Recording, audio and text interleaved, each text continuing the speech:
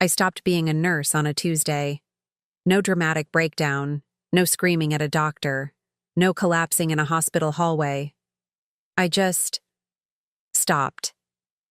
Walked out of Metro General at the end of my shift, got in my car, and knew I couldn't go back. 5 years of pediatric nursing, 5 years of sick children, scared parents, impossible hours, life or death decisions, watching kids suffer, watching some of them not make it. I loved nursing, I really did, but it broke something inside me. So I quit, gave 2 weeks' notice. My supervisor understood.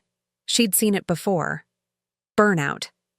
The thing that happens when you care too much for too long. "What will you do?" she asked. "I don't know. Something with kids, but not this." That was 8 months ago. Now I'm a nanny to a 9-year-old girl who, according to her parents, is always sick. Except she's not. But it took me 3 weeks to figure that out. Have you ever watched someone suffer from something invisible? Share your thoughts in the comments. And if you want more stories about children, families, and discovering what's really wrong when everything seems broken, hit that subscribe button and notification bell so you never miss our next story. The job posting was specific. Seeking experienced caregiver for 9-year-old girl with complex medical needs. Must have medical background. Must be available 7 a.m., 7 p.m., Monday, Friday. Competitive salary. Benefits included. I almost didn't apply.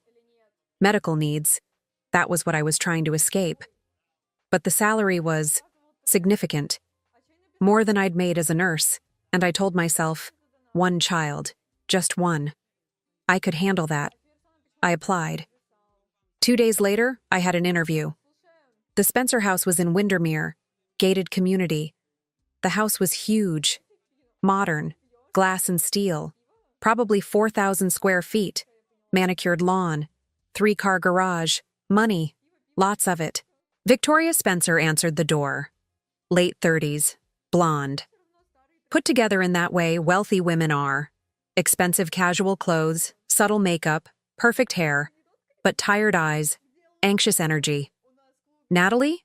Come in, please." The house was beautiful, minimalist, everything white or gray or chrome, art on the walls, floor-to-ceiling windows, the kind of place you see in magazines. Also sterile, cold, like a showroom, not a home. Charles Spencer was in the living room, early 40s, dark hair, suit with no tie. He stood when I entered, shook my hand firmly. "Thank you for coming. Please sit." We sat. Them on one couch, me on a chair across from them. "Tell us about your background," Victoria said. I explained. Nursing degree, 5 years pediatric ICU, why I left, why I wanted to work with children but in a different capacity. Charles nodded approvingly.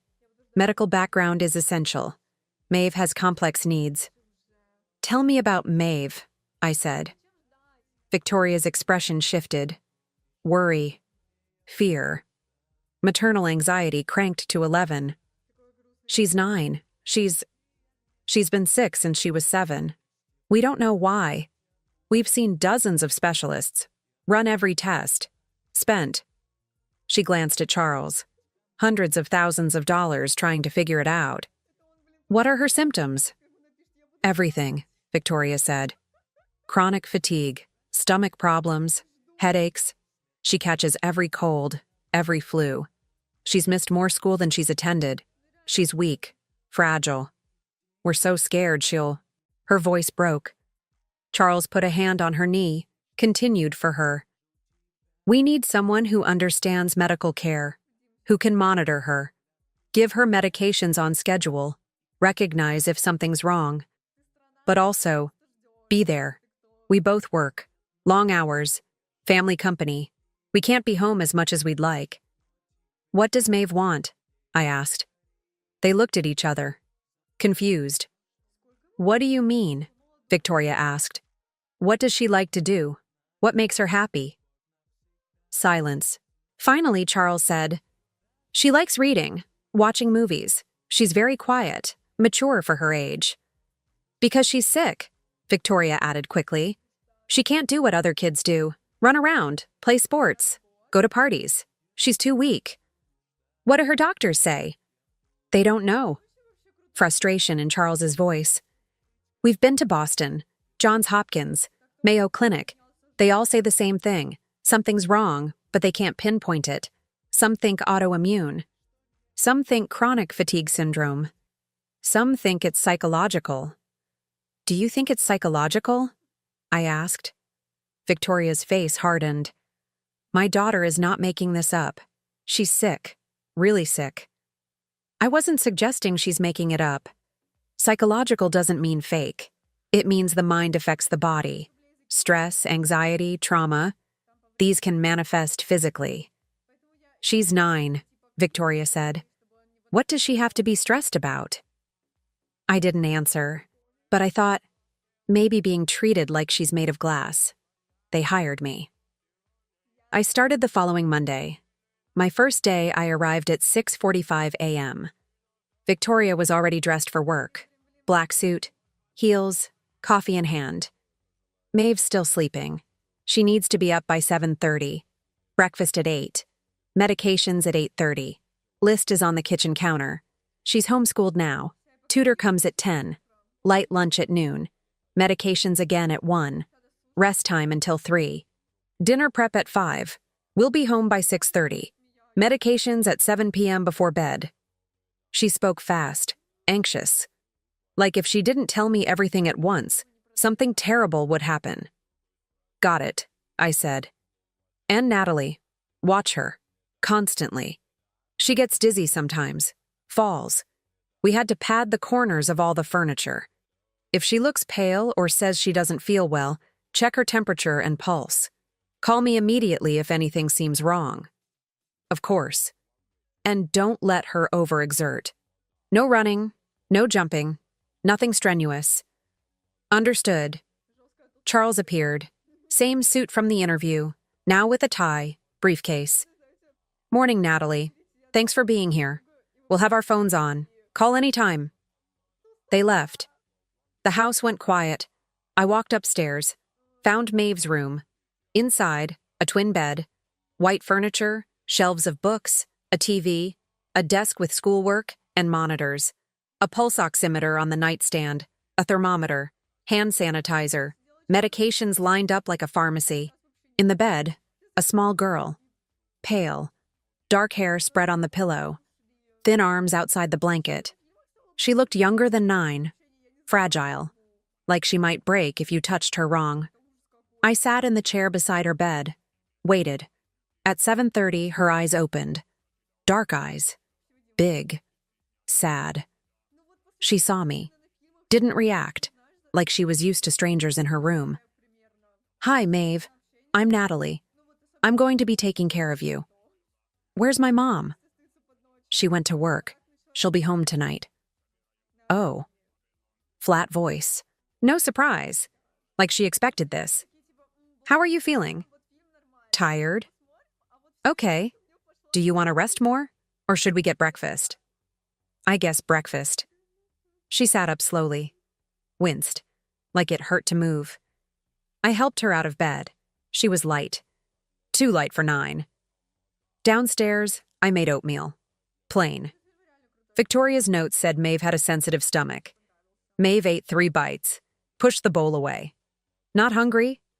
My stomach hurts. Okay, that's fine. At 8:30, I gave her the medications. 6 pills. Different colors. Different purposes. She took them without complaint. Practiced. Like she'd done this 1,000 times. Then she sat on the couch. Stared at the TV. I sat next to her. What do you want to watch? I don't care. What do you like? Nothing. 9 years old. And nothing made her happy. That's when I knew something was very wrong. But not what her parents thought. The first week, I followed the routine exactly. Medications, rest, tutor. Rest, medications, rest. Maeve was compliant, quiet, obedient. Also, lifeless. She didn't smile, didn't laugh. Barely spoke unless I asked direct questions. She moved like an old woman, slow, careful, like her body might betray her any second. Victoria called twice a day. How is she? Any symptoms? Did she eat? Temperature normal? Charles called once. Everything okay? She's not getting worse? They were terrified, constantly, and Maeve absorbed that terror. I saw it in how she held herself, how she monitored her own body, how she'd stop mid-step and check, am I dizzy? Am I tired? Am I sick? She was always sick because she was always looking for sickness. By the end of the week, I'd reviewed all her medications. 6 prescriptions, low-dose immunosuppressant for suspected autoimmune, antihistamine for allergies, probiotic for gut health, multivitamin melatonin for sleep, anti-nausea medication as needed. I recognized all of them, knew their interactions, knew their side effects. The immunosuppressant was concerning. It would make her more susceptible to infections, which would make her seem sicker, which would confirm she needed the medication. A cycle. The antihistamine caused drowsiness. Combined with melatonin, she'd be exhausted. The anti-nausea medication could cause nausea, if overused. I wasn't a doctor. I couldn't prescribe or unprescribe, but I could observe. And I observed a child being treated for diseases she might not have, being medicated into the very symptoms they were trying to cure. Week 2, I made a decision. I started small. Maeve, do you want to go outside? She looked at me like I'd suggested skydiving. Outside? Yeah, the backyard, fresh air. We could walk around. I don't think I'm supposed to. Why not? I might get tired. Then we'll sit down. Mom says I need to rest. You've been resting all morning. Let's try something different. She hesitated. Then, okay. We went to the backyard. Massive, pool, patio, grass. Maeve walked slowly. I matched her pace. After 5 minutes, she said, I'm tired. That's okay, let's sit. We sat on the grass. She looked uncomfortable, like she wasn't allowed to sit on grass. When was the last time you were outside? I asked. She thought. I don't remember. Do you miss it? Miss what? Being outside, playing, being a kid. She looked at me, really looked. For the first time, I saw something in her eyes. Not sadness, not apathy, longing. I used to play outside, before. Before you got sick? Yeah. What did you play? Tag. Jump rope. I liked climbing trees. That sounds fun. She didn't respond, just looked at the grass, but I saw her fingers, touching the blades, feeling texture, like she'd forgotten what grass felt like. That night, Victoria came home at 6:40, rushed, anxious. How was she? Any problems? She was fine. We went outside for a bit. Victoria's face went pale. Outside? Natalie, she's not supposed to... She's fine. We walked slowly, sat on the grass, fresh air, sunshine. It was good for her. But what if she got too tired? What if she fell? What if... She didn't. Victoria, she's okay. You don't understand. She's fragile. She can get a bacteria. We have to be careful. I do understand. I was a pediatric nurse. I've seen fragile.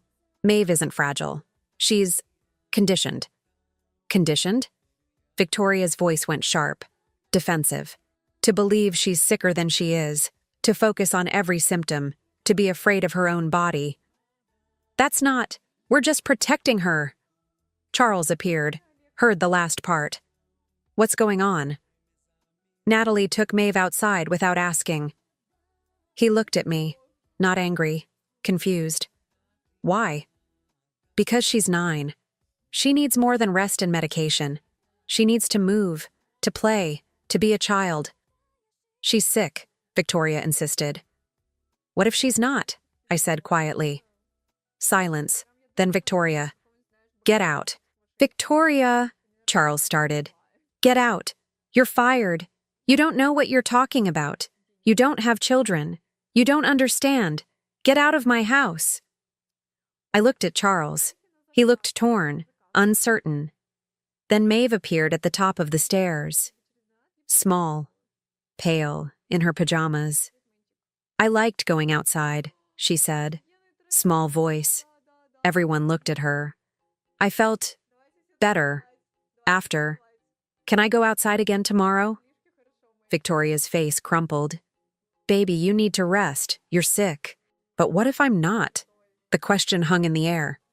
Charles looked at me, at Victoria, at Maeve. Let's talk, he said. Everyone, sit down. We sat. Kitchen table. Victoria furious and scared. Charles cautious. Maeve confused. Me hopeful. Explain, Charles said to me. What do you mean, conditioned? I took a breath, chose words carefully. I've reviewed Maeve's medications, her symptoms, her routine, and I see a pattern. What pattern? Victoria demanded. Maeve presents with fatigue, nausea, weakness, frequent illness. All real symptoms. But some of her medications, they cause those exact symptoms. The immunosuppressant makes her more susceptible to infections. The antihistamine makes her drowsy. The anti-nausea medication can cause nausea if used too frequently. She's being treated for conditions that the treatment itself is perpetuating. That's not... The doctors aren't coordinating. She's seen dozens of specialists. Each one prescribes something, but no one's looking at the big picture, at how these medications interact, at whether she needs all of them. Charles leaned forward. What are you suggesting? I'm suggesting we try something different. Reduce medications gradually, under medical supervision. Increase activity. Let her move, play, be outside. Treat her like a child, not a patient. She'll get worse, Victoria whispered. What if she gets better? And if you're wrong? If she really is sick and we stop treating her? Then we'll see it, immediately, and we'll resume treatment. But Victoria, Charles, what if I'm right? What if your daughter has spent 2 years being treated for diseases she doesn't have? What if the cure isn't more medicine? What if it's less? Silence. Maeve spoke, quietly. I want to try. Victoria turned to her. Baby, you're too young to decide. I'm 9. I know how I feel. And I feel tired of being tired. Can we try? Please? Charles and Victoria looked at each other. A whole conversation in that look. Fear, hope, desperation, love. Finally, Charles said, 1 month. We try it for 1 month, but we coordinate with her Edward physician. We monitor everything, and at the first sign she's getting worse. We stop, I agreed. Completely. Resume the original plan. Victoria was crying. I can't lose her. You won't, I said. But you might be losing her to overprotection. Let her live, just for a month. See what happens. Dr. Edward Monroe was Maeve's primary physician. 50-something. Practical. No nonsense. I liked him immediately. Charles, Victoria, and I met with him the next morning. Maeve stayed home with a temporary sitter. I presented my observations. The medication interactions. The cycle of symptoms. The psychological component. Dr. Monroe listened. Reviewed Maeve's chart. All 18 pages of it. You may be right, he said finally. Victoria's head snapped up. What? She's been over-medicated. I've been saying this for 6 months, but you kept seeking additional opinions, additional specialists, each one adding something. And I admit, I should have pushed back harder, should have coordinated better. So she's not sick? Charles asked. I didn't say that. She has symptoms, real ones. But I think... Dr. Monroe paused, choosing words carefully. I think Maeve has been experiencing a cascade effect. Initial illness, probably a bad virus 2 years ago, led to fatigue. Fatigue led to anxiety. Anxiety led to more symptoms. Parents naturally worried, sought help. Medications were prescribed. Some helped. Some made things worse. More symptoms emerged. More medications prescribed. And here we are. What do we do? Victoria's voice was small, scared. We simplify. Reduce medications to essentials only. Increase physical activity gradually. Treat her like a healthy child and see if her body remembers how to be healthy. And if she gets worse, then we reassess. But Ms. Roberts is correct. This is worth trying. Victoria looked at me, not angry anymore, just terrified of hope. 1 month? She asked. 1 month, I confirmed. Dr. Monroe created a plan. Taper the immunosuppressant over 2 weeks. Discontinue the antihistamine immediately. Keep the probiotic and multivitamin. Use anti-nausea only as truly needed. And increase activity, progressively. Start with walks, Dr. Monroe said. Then light play. If she tolerates it well, consider organized activities. Swimming, dance, whatever she enjoys. She said she used to like sports, I said. Before. Then let's see if she still does. We started simple. Morning walks around the block. 10 minutes. Maeve was nervous. What if I get tired? Then we stop. What if I fall? Then I'll help you up. What if... Maeve, what if you're fine? She didn't have an answer for that. The first walk, she made it 5 minutes before saying she was tired. We sat on a neighbor's wall. Rested. How do you feel? I asked. Tired. But good tired? Good tired is real. It means your body worked. That's healthy. Mom says I shouldn't get tired. Your mom is scared. She loves you so much she's afraid of you suffering. But fear isn't always right. Are you scared? A little, but I'm more hopeful than scared. Why? Because I see a 9-year-old girl who's stronger than anyone's given her credit for. She smiled. First smile I'd seen. By the end of week 1, we were walking 15 minutes, twice a day. Maeve's color improved. Slight pink in her cheeks. She started asking questions. About the neighborhood. About other kids she saw playing. Do you think I could play with them? Maybe. Let's see how you feel first. Victoria monitored everything obsessively, texting me hourly. Temperature? Normal. Appetite? She ate a full breakfast. Energy level? Good. We walked 20 minutes today. That's too much. She asked to go farther. But what if... I stopped responding to the what-ifs. There were infinite what-ifs. Fear could invent scenarios forever. Charles was cautiously optimistic. She seems different, more alive. She is, I said. Victoria's terrified. I know. She thinks if she hopes too much, something bad will happen, like hoping jinxes it. That's magical thinking. He smiled sadly. When your child is sick, really sick, or you think they're really sick, you become superstitious. You hold your breath. You make bargains with the universe. You're afraid to hope because hope feels dangerous. Hope is the opposite of dangerous. Tell Victoria that. By week 2, Maeve had headaches for 2 days, withdrawal from the antihistamine. But they passed. Her energy increased noticeably. She started running. Not far. Not fast. But running. Down the driveway. Back. Laughing. I recorded it on my phone, sent it to Victoria. She called immediately. Is she okay? Should she be running? What if she falls? Victoria, watch the video again. Really watch. What do you see?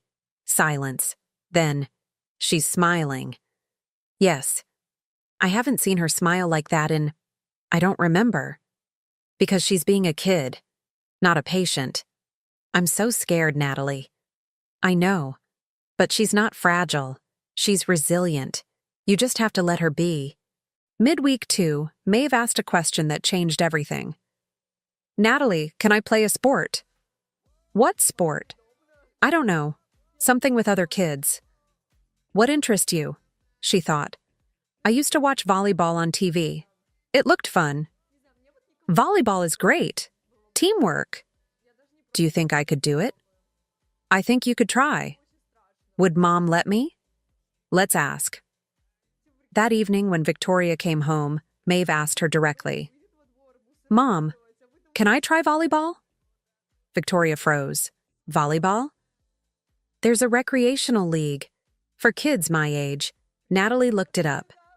Victoria looked at me. Betrayed. You're encouraging this?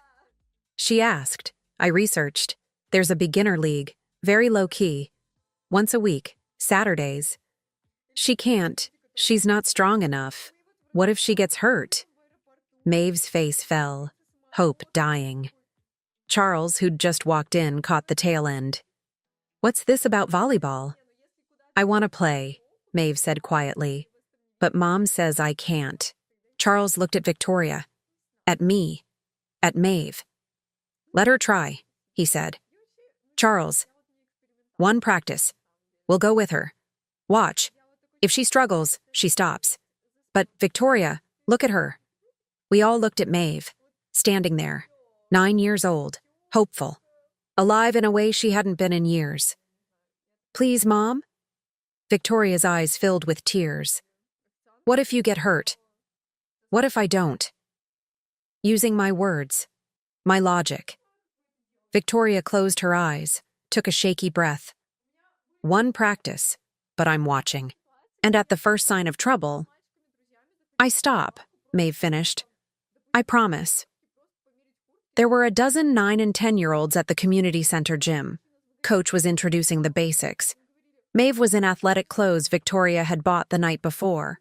Nervous, excited. Victoria, Charles, and I sat in the bleachers. Victoria gripping Charles's hand like a lifeline. The coach divided kids into groups, passing drills. Maeve was tentative at first, watching others, learning. Then she hit the ball. It went over the net. She gasped, smiled, hit it again. For the next hour, she played. Not perfectly, not expertly, but she played. She fell once, diving for a ball. Everyone gasped. Victoria stood up. I put a hand on her arm. Wait.